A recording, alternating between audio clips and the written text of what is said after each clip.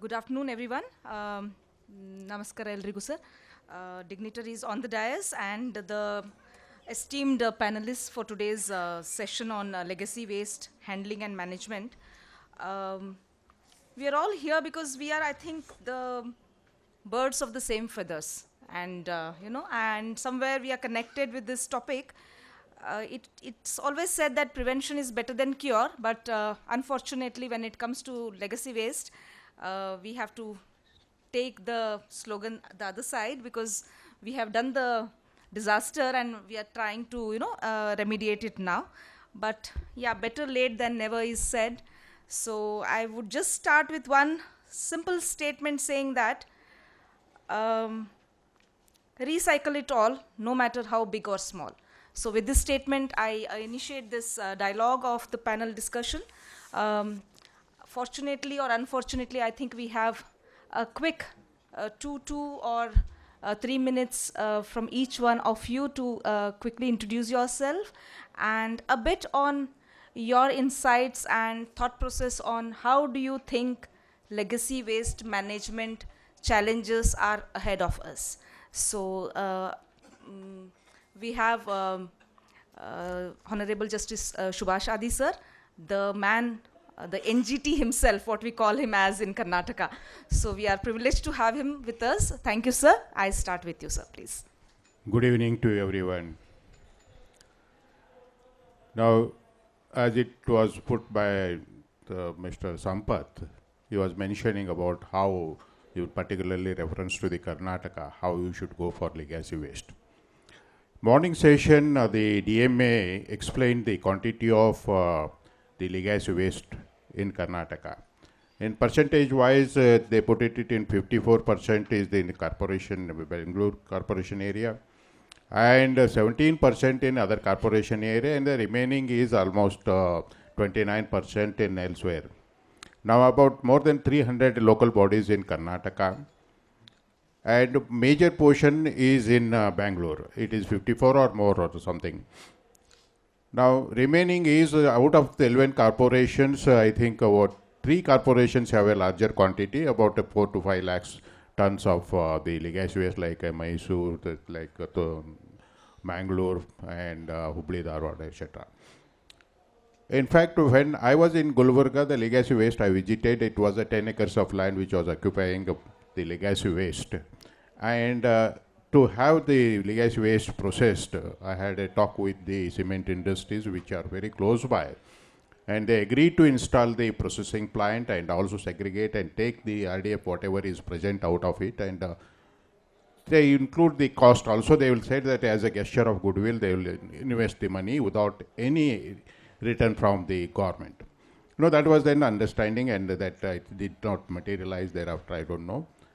Now, except this, if you look at the very small quantity, and now there are town municipalities, town panchayats, and other than town panchayat, there is a gram panchayat. Now, in a gram panchayat, if you know it, the volume of legacy waste is very, very minimal. Very, very minimal. You don't require any DPR and other things. And when you are talking about the integrated process, integrated process is only to see that locally it can be done.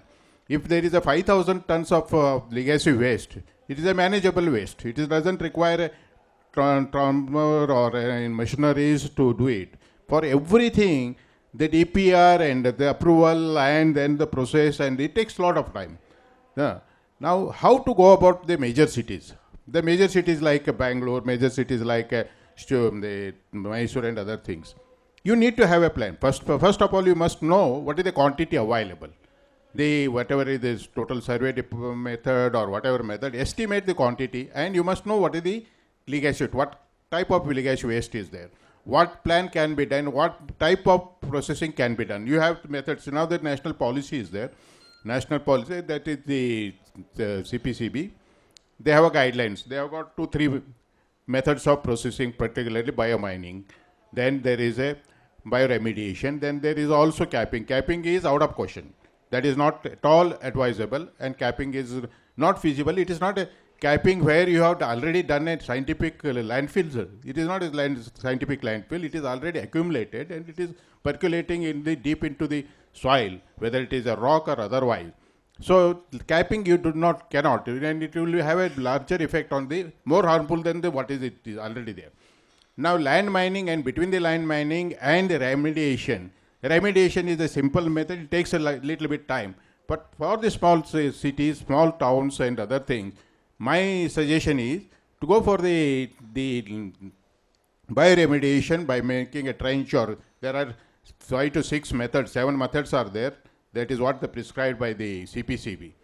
Apart from this, for the town panchayat, and you know the Indian culture and also the village culture, hardly there is the wet waste goes to the dumping site. What goes is the dry waste, and village level the dry waste, my experience is dry waste is very less. They don't carry the dry waste at all, except this plastic is coming. Now, these are areas should immediately, first thing what need to be done is, it is not just biomining and bioremediation. Before that, you need to cap this fresh waste going to the dump site.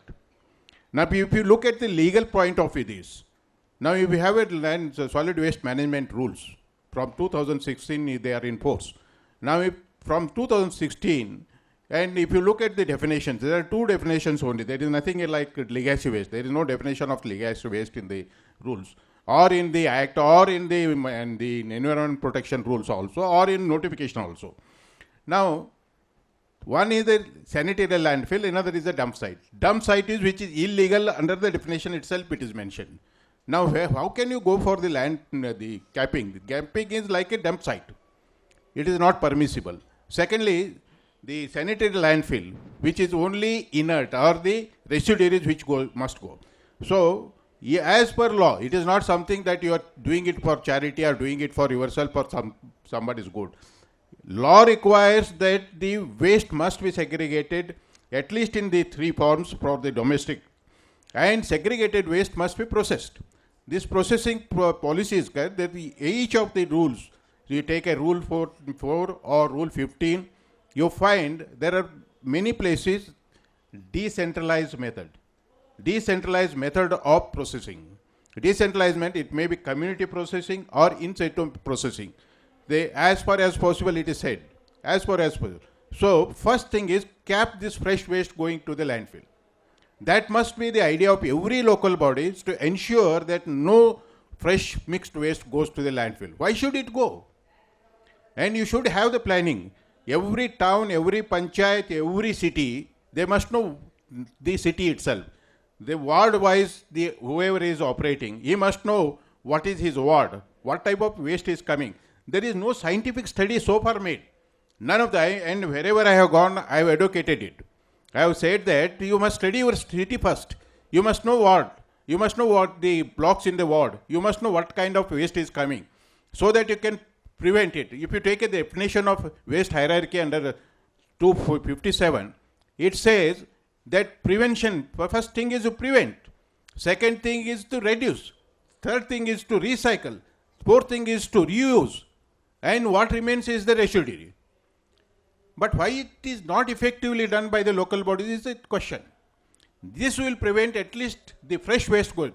Take, for example, Bengaluru. Thousands of tons of waste, mixed waste is still going.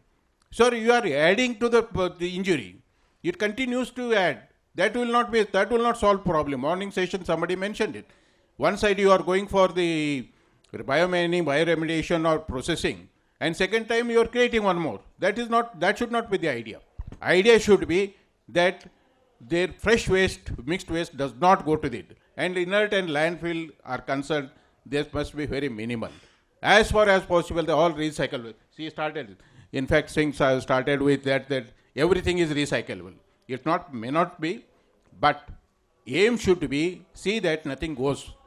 How it is possible? If you do it block-wise, if you do it ward-wise, community-wise, so that maximum waste will not go to the landfill, maximum inert will not go to the landfill, it will get adjusted in the block-wise or the ward-wise or the group of ward-wise. So we ensure that at the source, at the place itself, it is curtailed. Secondly, now the legacy waste, which is existing, which is a burning problem, every city has a different aspect, different requirement. It is not a common requirement. It is not a common solution. Even the state policy or the national policy, policies will be different. But policies are only guidelines. But actually, when it comes to the implementation at a place, it is only your policy will work there. You must know that what need to be done there. And major cities are concerned, the planning must be perfect planning. It is not just sending some executive engineer preparing a plan, DPR, and sending it. See, there has to be a study of the legacy waste. There has to be a study what is required for, what type of processing is required. If you have enough space, for example, if you have enough space, which you can. And morning to evening, I think in the most of the session, what is discussed, even in the last the session, that what is the land available, what is the value of the land. Are you looking at the value of the land, or are you looking at the processing of the legacy waste? What focus must be the processing. What is the recovery of land is incidental. Whatever land you recover and how best you can use it, for what purpose you use it, that is a different matter. But focus is to be for the purpose of processing the legacy waste. So a lot of technologies are mentioned. Now, my experience, little experience it, I am not an expert and I don't know much about these legacy waste processing and other things, except what I read and what comes to me, I just have the little knowledge. Now, most of the operators who came to us, both myself and member secretary, we are discussing, so many people come, so many the technology but effectively, when for example, one such technology, we asked him to do it. He could not do it. So this is not for example, another policy I will tell you, the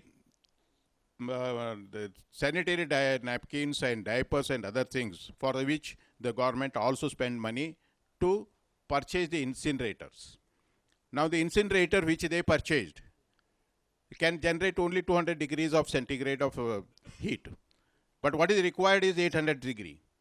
Otherwise it's toxic fume. Now toxic fumes are coming out of that, but we don't know. But it is already approved. This should not happen.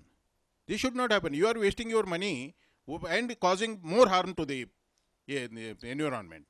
So protection of environment, which is the main object here, it never visualized about the solid waste. Whether it is in the 1986 Act or in the rules or even in the notification. It has come incidentally by one clause in the notification. But it is the biggest problem that is understood by the Supreme Court. Then incidentally it is understood by the NGT. That is how every state got the monitoring cell comprising of a former judge and other committee members and the principal and additional chief secretaries who are the members of that. See why it's come? Because the implementing is not happening. So my request to all of you is, apart from the other issues, study your legacy waste, estimate the legacy waste, and understand what is the process you require to do. And the plan which you make, the DPR which you make, is to be perfect. And once it is approved, there should not be 1% change in that. And it must be very cost effective. It must be very cost effective and expedient and simple. Otherwise, and what needs to be done is for small areas, you need to train. The DMA must take it. That you need to train the people. 2016. Facility includes even segregation. If this is the reason for which the EC is to be taken, none of the dry waste centers can be established, none of the segregation centers can be established, no processing can be done irrespective of the quantity. Now the correspondingly, the authorization which is required exempts under the clause Y of the definition, that below 5 tons of processing, no the authorization is required. But if you look at these notifications of central notification or the impact assessment authority, who issues the environment certificate, clearance certificate, now there is no such thing except referring to the municipal solid waste facility, nothing, no guidelines, no procedure, and there is no norms also. And if you apply that, all other provisions of the decentralization method, community composting, and the processing of the waste, this all will have the NOC from the impact assessment authority. This will be very difficult. That is why it needs to be addressed. Yes, sir. Thank you.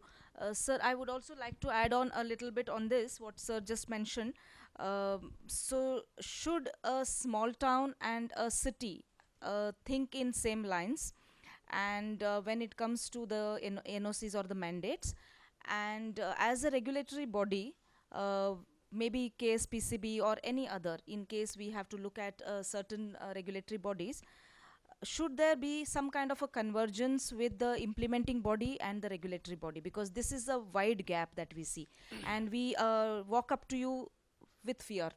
So should this be there, or should this be a continued agenda to the urban local bodies who will be implementing legacy waste?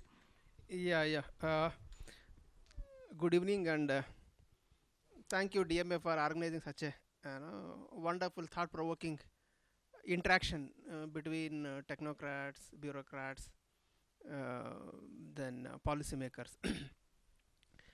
Then when I was called for this workshop, then whole day I was sitting except for 2-3 sessions. Then I was wondering, as a regulator, what is my role here? Okay. To put it, I think there are a lot of speakers, so I'll just quote some 2-3 thoughts. Now, one is, today we are looking at legacy waste. As Honorable Judge was mentioning, there is no term called legacy waste in Act or rules. So whatever we are discussing, is it illegal? Okay. Then as a regulator, I think I am under the impression that for last 20 years, the SWM rules have been implemented in letter and spirit.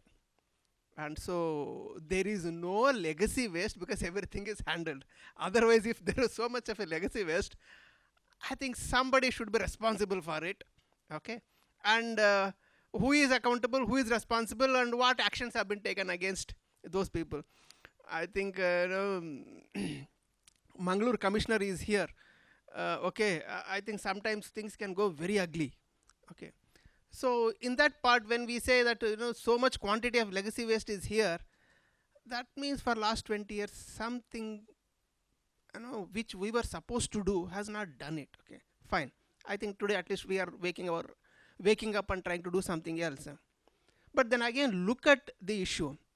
Today when we are addressing this legacy waste and this technical, all those things since morning we are hearing, at the parallel, today, even today, we are actually creating new legacy wastes for future. Okay, and take it from me, if same seminar happens maybe after 15 years on legacy waste in 2035, the quantity, quality of legacy waste and even the safety of the waste that we will be discussing will not be as simple as this. Okay. Today it is simply either some wet waste or some plastic or some incinerable. Ho gaya.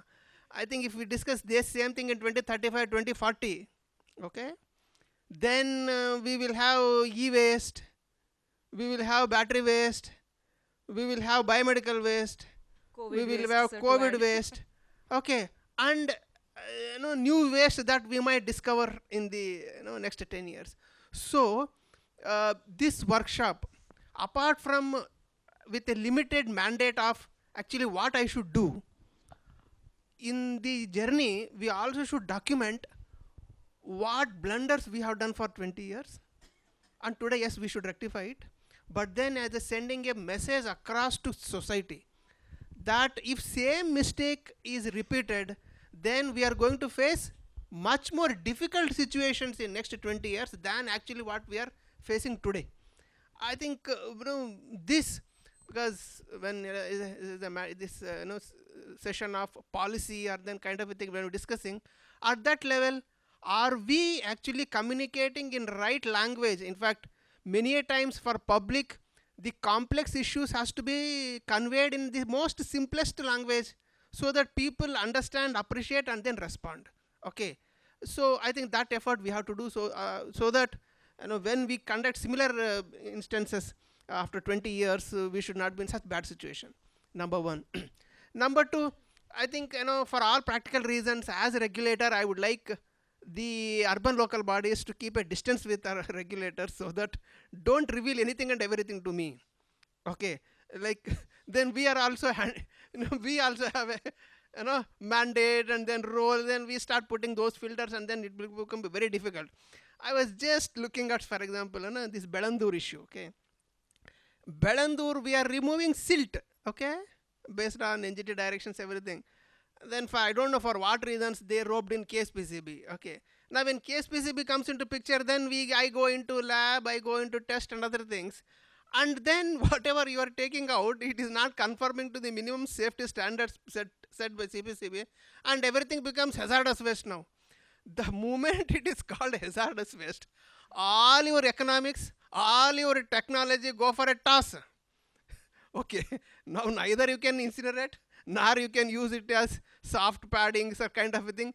You only have to put it in TSDF, and in throughout state, in fact, we have only one TSDF active now, and if I use that TSDF for your so-called hazardous waste, then we are in a real mess. So that is the second point I wanted to mention. So this is an activity that we are embarking completely out of the legal framework that we had set for ourselves, but we are landing in a mess. This has to be dealt technically and quickly before it becomes bigger issue, and then public domain tomorrow. Somebody should not put a PIL that what you are doing is illegal. To her question of getting EC and then CFE, CFO, for God's sake, okay, these are some legal requirement procedures that that takes their own some sweet time, and even given see, if you go by like that, I think if I ask DMA and then you read how many landfilling sites have got EC, CFE, then I myself will be in a problem. Okay, so let us not ask those questions. Wherever even there is a simple application, we also as a para government body, and then there is a for government bodies, government programs, definitely it will be on a priority basis they will be addressed. So for reason number one, don't get into how much time is required for EC, how much time is for no. First you apply, you will get it. But thing is, what actually you are doing is technically correct, and then think out of box. In fact, today I was very happy. A lot of speakers were putting out of box thoughts to address these problems. One could be if a site is developed, it is not that limited area that is going to be benefited. It is nearly 2 kilometer radius that is going to be benefited. If that is the case, why not? Funds is real issue. Then why not bring in public participation? Like people, the tangible and intangible beneficiaries of that program can contribute to that project, so that it's a win-win situation for everybody. Other was Fukuoka model, where I think with minimum cost. So depending on this site, okay, depending on the situation, we should plan and then do it, and then this is the right time. And with these initial remarks, I will ask also put up other panelists too. Yeah, thank you, sir. Thank you so much. I think a little more than what I expected you have definitely defined, sir. Thank you so much. Moving on to Pushkar, sir. So I would say IIHS has been involved into a lot of government bodies. You have been taking up, I wouldn't say as an outsider, but insider-outsiders approach and view, where we have requested you to be a part of us to define policies, to give us suggestions, to give us the impact of the kind of policies or the kind of implementation programs that we deal with. So what do you think, this should be a policy-driven or a people-driven kind of an approach for tackling legacy waste? Thanks for the question. So I would address that question with the approach that for whatever reasons we have piled up this waste from last 2 decades, we should be addressing on how do we execute this project in across 194 locations and then start processing our fresh waste. So I think the approach what we should take at this point of time is to understand that Karnataka is geographically different from each region. The Kalyan Karnataka region of Karnataka has a different competitive advantage in legacy waste management projects compared to the coastal and Malnad region because of the terrain, because of the moisture content, because of the rainfall. I've been talking to the people who have been doing projects in Karnataka. One of the projects in Shivamogga is delayed extensively due to rainfall.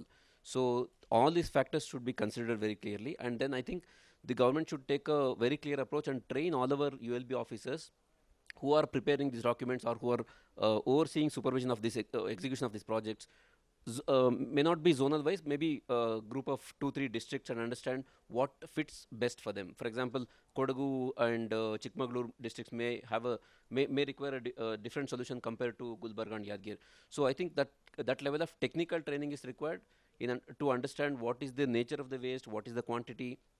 I have done a few assessments across Karnataka, and what I realized is that estimating the quantity and quality itself is comparatively much easier in the Deccan Plateau area compared to the coastal area. So we need to take different technological options, different process options, and also different time frame. We cannot expect that the Malnad and coastal Karnataka towns will be able to deliver this project in say 12 months, because 5 to 6 months in a year are going to be disrupted by rainfall. So I think what I suggest is that there should be some technical training to ULB level officers purely on. So we are talking at broad level at this point of time. I think we should talk little more technical and help them to understand what the project flow is, what are the equipments required, what are going to be the outputs which they are going to recover, and the character of the waste changes from time to time. So if it rains, the moisture level increases, and then the silt portion increases, and if it is sunny, it changes. So at this point of time, because it's a 20-year-old grave, we cannot be really accurate on what is the exact percentage of RDF or exact percentage of inert we are going to get. But I think we should take a step ahead, have different approaches, and then go forward and try and implement this project. I think some clear material balances on what are going to be the outcomes, what are the equipments required, and then a proper template for preferably smaller urban local bodies to understand how to implement these projects. So I think without that clear knowledge at the ULB level, it will be a further time-consuming process. Thank you so much. Just add on to your question, would you be interested in giving your interns to carry out an offshoot kind of studies if DMA or any urban local bodies would require to, initiate these initiatives from their side? No, studies is one, but I think what I'm stressing a point is that even to understand the outcomes of the study. Yeah. So if somebody is making an assessment and saying that this is your terrain, the ULB officer should be really understanding that and say, okay, this is my terrain, this is the quantity, and this is the character, and it's going to change. And then they should very clearly understand that just by tendering out the project won't start. Yeah. They will have the whomsoever is stepping in will need some time for mobilization, will need some time for installation of the machineries, and then if rainfall disrupts the project, then there'll be some other things. And so I'm talking about that level where some little more detailed technical understanding or that level of training is required. I totally agree. Thank you so much. My next follow-on question would be for National Institute of Urban Affairs, sir. So we have been dealing with you on various issues where we started with service level benchmark and then following with the best practices initiatives. And I think NIUA has guided us throughout. So how do you think ULBs need to equip themselves to tackle this problem? So good evening, everyone. A very nice question, but since morning we are saying that a lot of cities have done bioremediation methods, and maybe if you have taken up different projects by mixing two things together. Now, when we come here, one of the basic problems which the other speakers have also said, that maybe we are not tackling the problem, we are tackling the planning failure, which has there been for the last 20 or 25 years. Now, we very well understand that maybe we do crisis management, and that is the one thing which we are specializing in, and that's why we are sitting in here today for doing the same thing. So if you want to help ULBs, maybe the first and foremost thing is that there are a lot of case studies which is available inside Karnataka. be it a bigger city, be it a small cities and all. We very well understood in the morning presentation that is smaller ULVs, it has become very hard to getting a partner and all. Where the last speaker was just telling that if we have some model document means what sir was also saying when the DPR, maybe a kind of checklist that can be prepared for various level of the cities based on whatever the case studies which has already been done. Because they have gone through a process, maybe they have a lot of understanding which is already there. There are challenges which they have faced. So maybe those challenges and other the checklist can be prepared so that it helps them to prepare a good DPR, which sir has already mentioned. If a good DPR is not prepared, maybe the cost overruns are there, then we are not able to finish in timing. When he mentioned about a different climatic condition and all, those things can be also made into that. Maybe one size fits all shouldn't be there. Maybe it has to be completed in 18 months. It has to be completed in 3 years and things like that, because depending on the geographical condition that can be done. We again understand that there are few players in the market. Others are getting in because, and until someone does a project, it's not good to give them a project, it has not been finished. Procurement document becomes one of the major things which the smaller ULVs always have a problem, because they have some problem in identifying the right procurement document, and if those documents are not proper, we generally fail. So maybe someone who has done a good procurement document, the rates has already been identified. I don't say that same procurement document should be there, or maybe a checklist kind of thing where they can help it out. Apart from that, what he said, if a project is already going on, why not select few of the cities and send them there so that the hand-holding exercise is done there. They go, have few days training, go outside, sit with them, try to see what are the problem like, and then try to come back with solution, because it's not a exercise that can be done sitting at one place. It's not a professor job that we sit here and we do it. So capacity building becomes one of the major things. Apart from that, small toolkits and other kind of things will help a lot. So we can identify agency which can prepare a toolkit which can be given to them, and that also in vernacular, because once you go lower down the order, it becomes very necessary. When sir was telling, it becomes very necessary that we have all made city sanitation plan, but it was more to take funds from the central government, that the 35% should come from there. We should again relook into it and try to see that if government is saying garbage free city, which has to be achieved in another 4 years time, so what is the action plan for it? Legacy waste is a failure, which you are trying to do. So which other speakers also telling that a foolproof plan should be there. One cheese will lack in major of the ULBs. Depending on all the acts which is there, we should have our own bylaws, and so that a penal clauses can be drawn from there. Maybe some kind of direction can be given from DMA. Those bylaws can help you a lot by penalizing someone who is not doing it. They always look towards the central government or the state government to say that if you want to take some action, then how we took. Why we always wait for NGT to do something, or a pollution control board authority to come and do something? It should be there with you also, that you need to penalize, you need to do something. Again, a bulk waste generator should be treated as bulk waste generator. Why we are handling waste to them? It is already there in 2016. It clearly says that maybe this quantum of waste, if they are going beyond it, then why not go and ask them to do on their own? Or maybe there should be heavy fine on it, because they are earning something out of it. Extended producer responsibility is one of them. If a plastic waste is banned and someone who is doing it, they have to recycle it, so why not enforce it? So maybe it will take some time, but if you do it, maybe it'll help a lot. We know that policy is a broader framework, but apart from the policy, other smaller things which can come out with the state government, with the other people who are sitting there, if they can come with the smaller documents which can help them in implementation, it will go a long way in helping. Thank you. Thank you, sir. Thank you so much. Moving on, probably I would keep the questions from the audience in the end, because we will probably just cover 2 or 3 more speakers that we have in the panel.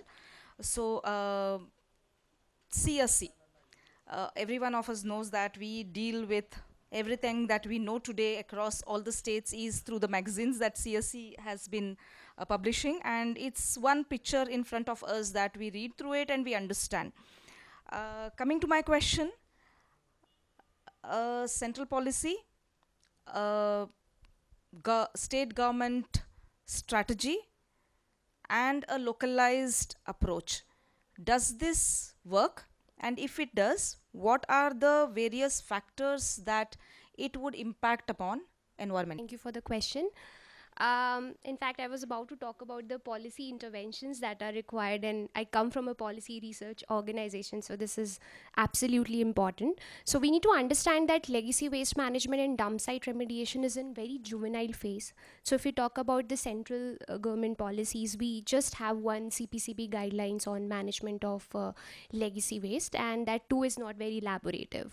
So as far as the policy interventions are concerned, there is an urgent need to develop environmental monitoring criteria and standard operating procedures that can be developed at the state level.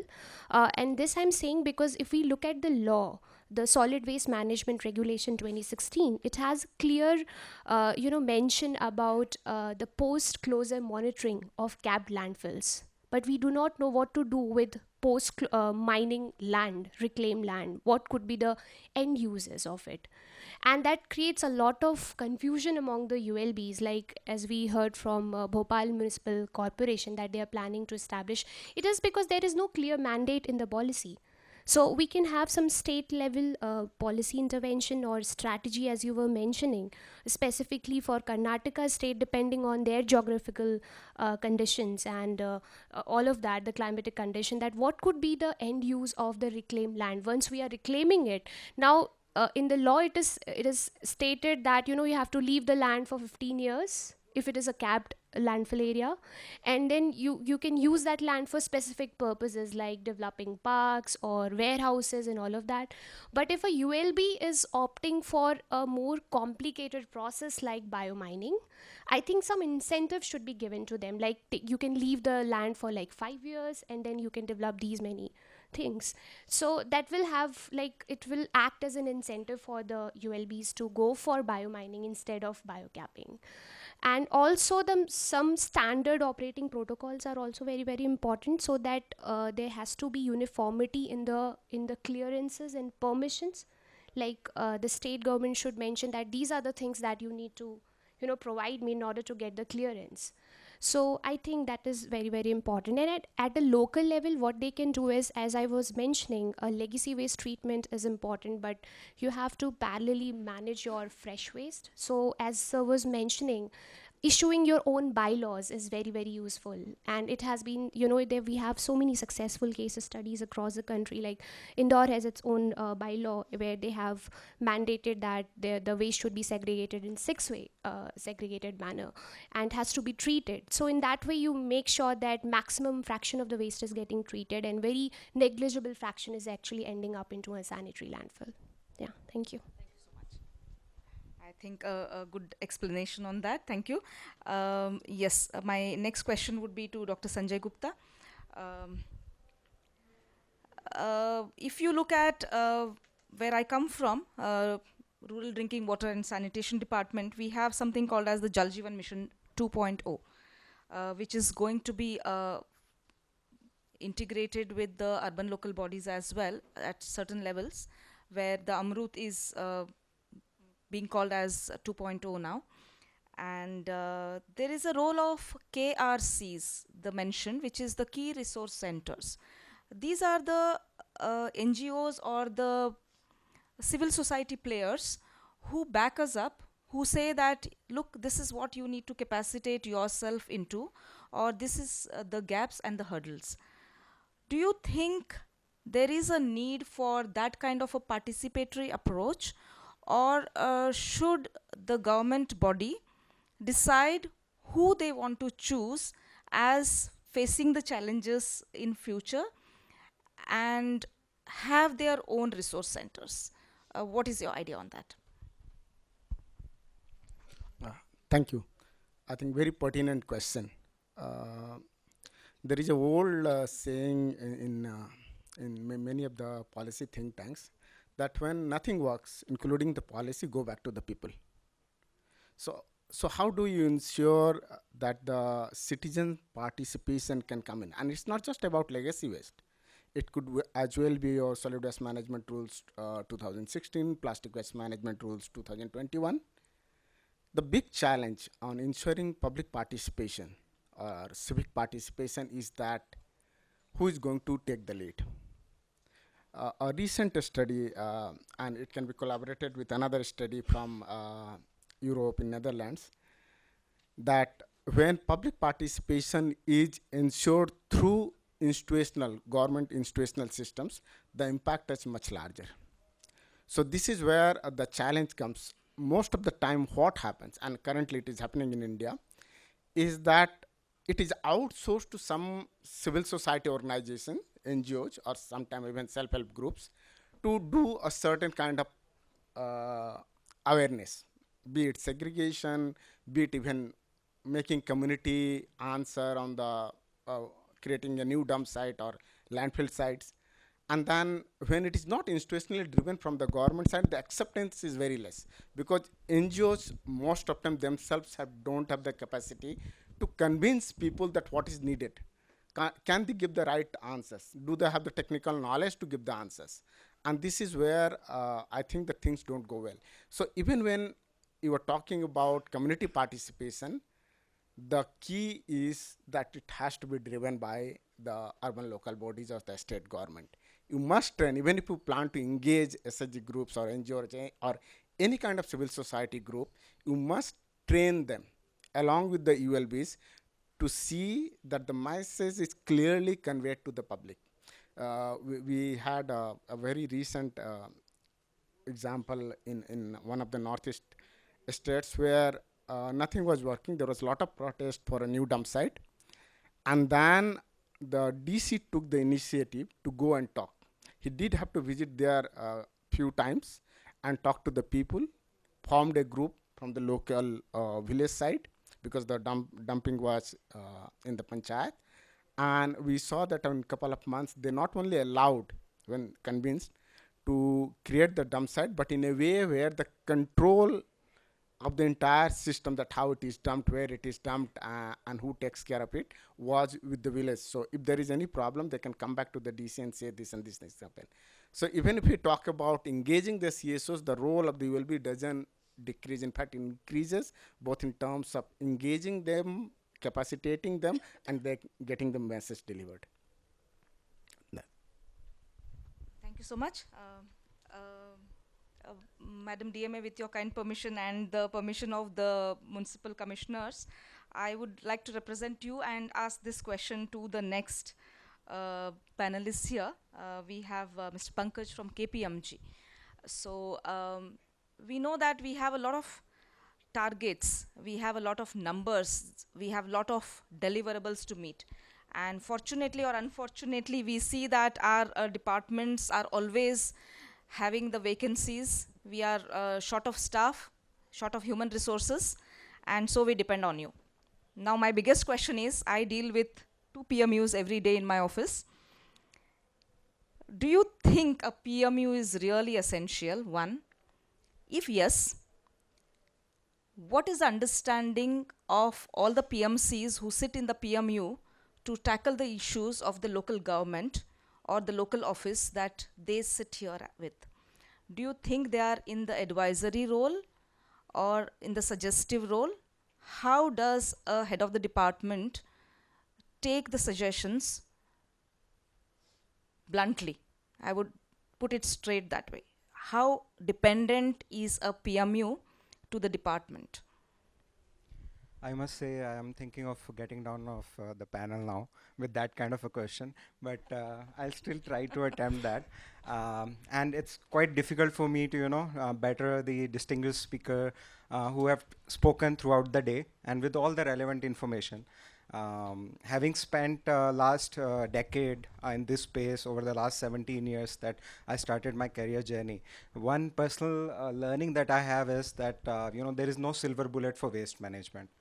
There is not a single thing that you can do that's going to take all your problems away. And that's make it more interesting. There are a lot of opportunities for everyone in this scope that, and it also opens up a door that it can only be solved if we work together. And it's not only somebody from a technical side, somebody from policy side who is going to develop something that's going to work throughout and that's going to solve everybody's problem. That is one. To start attempting to answer your question. So first thing is the role of the PMUs. Now, it has kind of evolved over a period of time, and something I have also learned over last 10 years, and that is one is the capacity of our existing officers. Having worked with over 50 municipalities, and right now thankfully we are covering right from Jammu to Kanyakumari in India, but one thing we have learned is that our municipality is really overburdened. The kind of work that they do, and a lot of you guys that you do, it's a huge respect that we have, and we have seen that personally in during the COVID times. I think everybody would have experienced that, and it's not easy thing to do, and we realized this because we were also part with them at during that journey. That whereby we also got to seek special permission. I was personally held by a police inspector that what kind of work you are going to do, that you are traveling from Noida to Delhi, for an example. So coming back to the question in terms of the PMU aspect, so that's the capacity building. They are overburdened, so they need helping hands. And the second thing is, one is the helping hand, like to support, but the more importantly, it's the domain. It's that understanding that what is happening on the ground, what is right, what is wrong. And with the government job, the kind of, additional responsibilities, if I may, or the additional repercussions that might come up. Be it the procurement, be it taking a decision and then things not going the way, a lot of stakeholders being involved. So they are looking at somebody who can, provide them that kind of background, that kind of an understanding to help them fight their daily fires, as a lot of speakers have already mentioned. That they need, immediate solution, and they also need that strategic solution that they can also look at from a long-term perspective. And in my view, both for the dump sites and even the PMU, I would like to say, our job will be done if we are not needed, neither the dump sites nor the PMUs. So that's when the real thing will work. That we are in a state that, and that's something we have worked with the ministry, where we have identified that the SBM objective does not need to be necessarily to process all the waste, but it should be that there should not be any need of such mission. I mean, if we look at the last journey, we haven't had such kind of a mission. So it kind of, kept on ignoring. Now we have this, so we would reach that stage, maybe not 2025, maybe another 5 years. But by a certain stage that there should not be any need of that mission, it becomes so ingrained in our behavior change, in the way we are doing, that, takes care of its own. The third part of your question, which is that what kind of work that we are doing. So we are helping the cities and the states on the ground.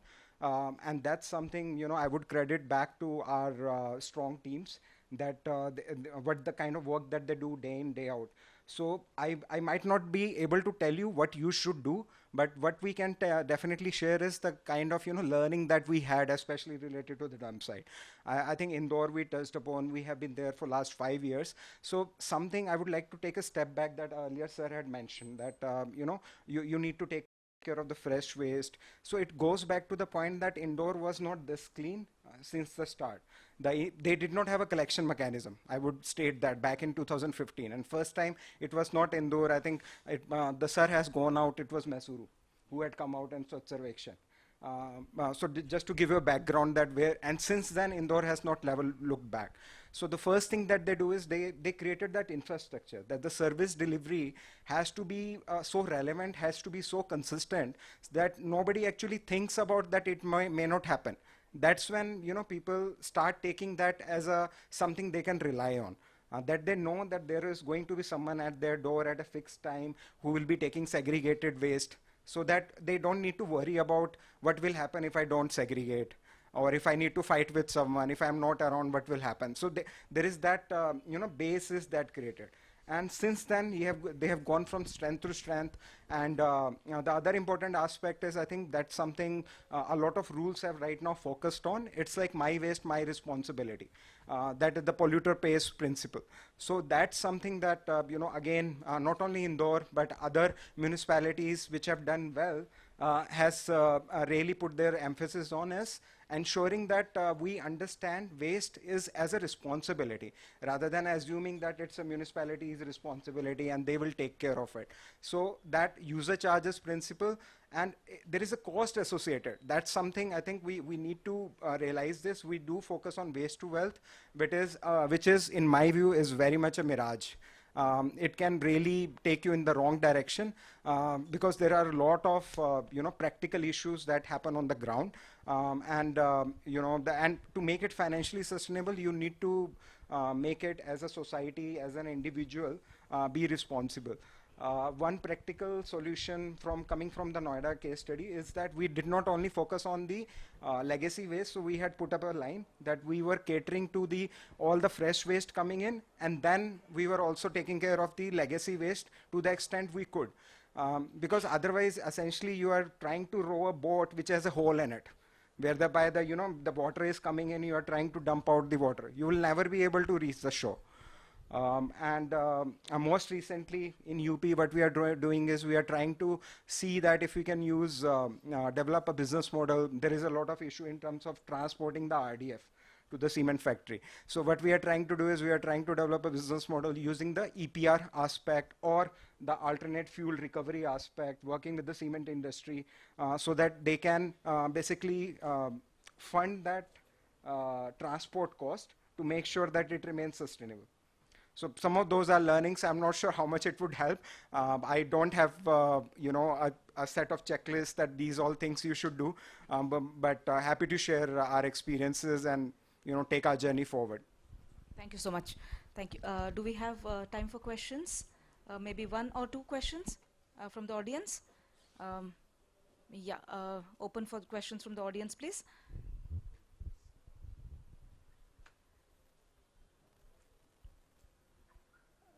Any specific questions? You wouldn't get this panel again at the single platform. Yes, please.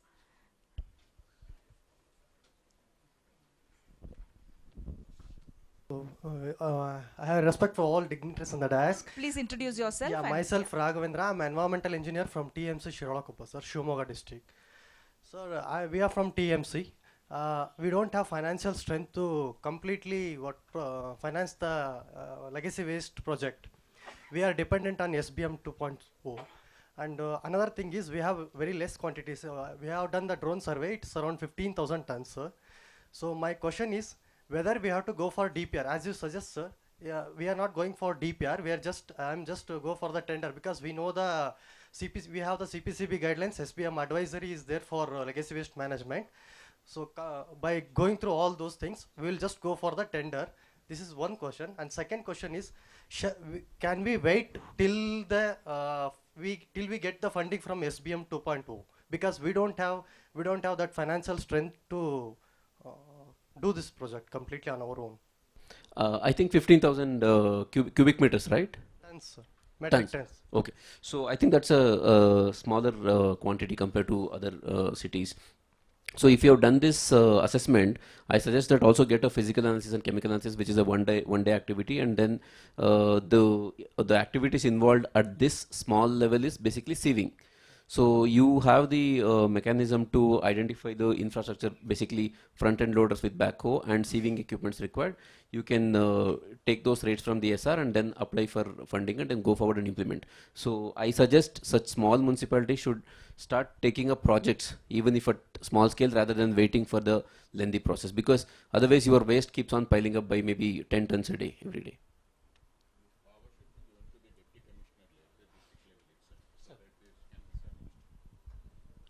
See, this is the one issue which you need to, the DMA need to consider it, because these small quantities need not go for the DPR and all processing. So the deputy commissioner should be empowered, because he has already empowered 5 crores. He should be, yes, he should be empowered to estimate the cost of this processing and other things. Small quantity, he should ensure there only. He need not send it to the government. This will take. And your problem can be solved if you talk to the district committee, and district committee can clear it and finance it. Yes, please. Yeah, just to add to that, so SBM2 funding is available. Just wanted to add that. I mean, every ULB is supposed to submit a C swap, which is the City Solid Waste Action Plan, which basically talks about, what all you intend to do. Respected Director ma'am, you mentioned already about that. So if you do that, the funding process will start, and, Mahua can start allocating for those projects to the state, and the money can flow back to you. Yes. One more question. Good evening. I am again Hanuman Kaladi, AWE, Belgaum Corporation. As Jigma sir told, one rate for one state, but already they are done in Maharashtra, but it is not possible in Karnataka because he says the rainy season and all. And one more thing, why don't you do one project under PPP? Because there is a big issues, some corporations. Why don't you take one project under PPP model for amount reduction? Oh, is that a suggestion or a question? If it is both, then DMA madam should answer this because. Something can be taken on a pilot basis. Maybe it Yeah, will be I think experience. so. I think so because if we are looking at Jal Jeevan Mission, we have a lot of projects in the Jal Jeevan Mission. So as a 2.0 Amrut, I think there will be some guidelines on those lines as well in the second phase. It's just begun with the urban local bodies where this is initiated as 2.0 Amrut. So I think there will be platforms coming up on those lines. I think Stanzen has something to speak. Yes, Stanzen, please. Thank you. I just wanted to add one point. Yes, please. When ma'am is talking about Amrut 2.0, we have seen a lot of reforms has happened in Amrut 2.0. And first one also talked a lot about the PPP mechanism, how to build up the municipal financials and all. Well, value gap financing was one of them. Again, the municipal bonds was one of them. And for all the 500 cities, the bigger cities have gone with credit rating and things like that. Maybe a similar kind of exercise when the DPAR is being made. And smaller cities think if they can go for some credit rating, maybe they can borrow some money from the market. Again, it depends on the state, how they go forward and how they do it. Again, a municipal cadre has been established in most of the places. Maybe training the municipal cadre, doing something on the PPP basis tomorrow on, and levying some user charges which can come through property tax and all. So these kind of models can be seen, but maybe a small pilot project can be done, seen how it is going through, and then go ahead with other kind of projects where land can be one of the things, maybe user charges, some other kind of things which can be there. Because in Amrut, it is said 90% efficiency in collecting mechanism, that user charges collected 90%, and most of the states have reported it. So maybe if 90% collection efficiency is there in most of the ULBs, maybe they can look into their finances again. And if there are finances available, if something can be borrowed, and something maybe Zigma and other companies are ready to do is CSR. So some pilot can be done. Thank you. I beg to differ, sir, because that is the biggest challenge we face. 90% is a big thing, 10% is something I'm not able to collect. So it's a big number. So one last question, Mr. Lohit. Yes, please. As a fellow, everybody knows that is single-use plastic and shiny covers. Why can't we put more tax to them? Like, we are talking about per ton 600 rupees to 700 rupees tipping fee for processing. So at least that 50% of the amount they can bear now. Why can't you give some directions from the tribunal or from the policy making or from the Pollution Control Board? But you rightly said it, there are other kinds of plastic which there are a lot of companies, and very difficult to even to manage those plastics because they are not recyclable, reusable. Such things are there should be tax, and there should be a proper taxing method by the proper authority, so that increase in the revenue also, which will contribute instead of EPR, the tax itself which will be part of that. For example, the sachets and other things which cannot be used, which cannot be recycled also. And there should be tax, because the segregation is a very, very difficult task. Based on the quantification, we can. Yes, yes, definitely it can. That is there, sir. Data is there. Data is there, but see, you have made what is that? The common is this thing, but there is no separation. the single-use plastic, there is other plastic, and these plastics used for sachets, particularly, for example, these vapors and other things which come, they consume a lot of the time for the segregation, and they are not usable. Nobody takes it. Even it doesn't go to the RDF. So the taxing may possibly you can tax more from the government side. And for example, there are a lot of resources, even under the rules itself can be, you can generate a lot of revenues. For EPR is concerned, in fact, I had a meeting with all the brand owners in the NGT office, and we made them to agree that they should contribute directly to the local bodies, so that the local bodies can engage the NGO who is the expert in that. Absolutely. Otherwise, this EPR method and the CSR methods are literally causing botheration. And a lot of money is siphoned in that also. I don't want to mention it. But EPR amount which comes, we should be properly used for the purpose for which it is collected. And CSR must also be used because it is a social fund. It should be a revenue for the public. That is where. And wherever it is possible to tax, and there are user fee definition itself, even the local bodies must understand what is the user fee. User fee is the cost of the processing of solid waste management. It may be partial or full. And there are other areas where you can generate the income. And we'll separately we'll talk, because of short of time it is not possible to explain everything. There are methods to earn also revenue from the local bodies. In fact, wherever I have gone, I advocated small town center to see that they are self-government under the constitution, and they must manage themselves. And we have shown the ways how you can manage your waste. Except the capital investment, rest of them can manage it, and few of the villages in Karnataka actually have done, and they have achieved that. For example, Gram Panchayat in the rural district and some panchayats, some towns, they have done it. They themselves, they manage it. Thank you. Okay. To sum it all, I would say a good public policy, a participatory approach, and a very clear thought process will make this mission impossible possible. So on behalf of DMA, BORDA and TIDE, I thank you all, sir, for being such a wonderful panelists here, and thank you so much.